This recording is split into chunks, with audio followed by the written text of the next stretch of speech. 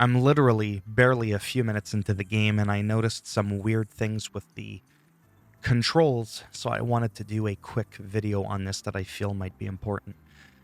First thing you want to do, pause the game, go to settings, go over to camera.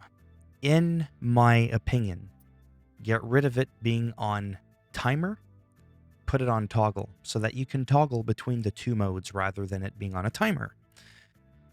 Now let's go over to controls. From here, we're going to start scrolling down. See these quick selection ones, like the one with the up? Go ahead and delete that. You can change this later. I just want to show you what I did. So click square. If you're on a PlayStation or whatever the corresponding button is on your platform of choice, we'll get rid of the up. Shortcut. Now we're going to go down. Camera. We're going to go to camera perspective. We're going to hold down on the X here to assign it, as you can see. Now we're going to push up on the D-pad. Now we're going to back out. Here's what that's going to do for us. When we get into the truck,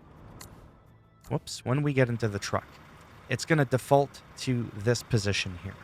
And when you push down on the right analog stick, you'll see that you have different zoom levels. You've got about 3 different views here, okay? But hey, how do you get inside of the cockpit? Well, normally you would have to hit square if we wouldn't have done what we did here, and then you'd have to go to camera, go to interior. Like, what the hell is that? But now that we just mapped the D-pad button up to change our perspective, we can go from in and out at will. You know what I'm saying? That's what he said. So we can go in and out here at will, and when you're inside and you start moving around the right analog stick, or even when you're out, you're going to notice that you can't rotate the camera. Uh-oh, what do? Calm down. Look at my speedometer at the bottom right of the screen. Underneath the kilometer, you will see a little steering wheel. Now if we push down on the left analog stick, you see a camera. Now we're able to freely move around. You can still drive the truck if you want this way. This is sort of like your conventional way of driving. But if you want it perfectly centered again, there is no like reset button really. So go ahead and double tap on the up button on your D-pad to bring it back. Same thing with when you go inside of the truck and you start moving around, you're driving around, you know, the more normal conventional way of driving so you can see what's going on, and you're like, that's not quite perfectly centered. Oh my God, how do I do it? Because if you go back to this mode of the steering wheel, you're stuck driving like this forever. So in either mode, just double tap again the perspective button. It's a little bit of a inconvenience because there is a reset button. Here, let me show you. So let's say I'm like over here. Now I'm locked in. Like, oh my God, I'm not centered. But if you go to reset it, it resets your truck, not the camera. Do you understand? So you really do need to double tap it. See, these are the quick functions, by the way.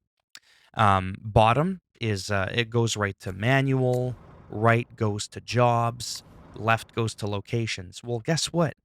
Oh, and then the upper one used to go to machines. But the problem is, or actually the thing is, any of these shortcuts on the D-pad, you can just toggle over really quick to see what you're doing anyways. You're just getting rid of one of these headings in your quick function button. So that's why I felt up was a good one. If you do down, down's not good because when you hold down on down on the D-pad, it brings up the control scheme. And if you constantly keep doing it, see how I can do it with a long press of the D-pad, pushing down. I can toggle between the 3 settings, whereas if I just tap it, it's going to do this each time. Well, if we bind the camera perspective to down, even though you're holding it down, you're still going to end up constantly doing this every time, and it's going to drive you absolutely crazy. Oh my God, this video is a lot longer than it was supposed to be.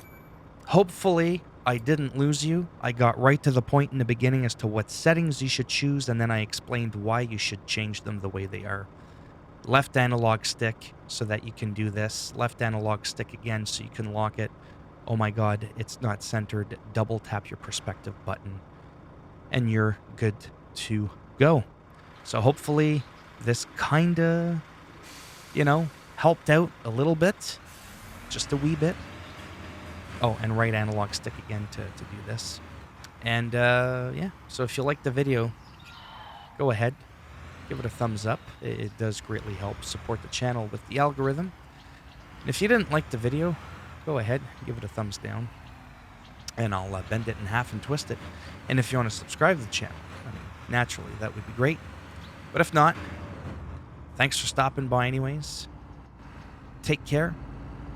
And maybe I'll see some of you in the next one. Bye for now.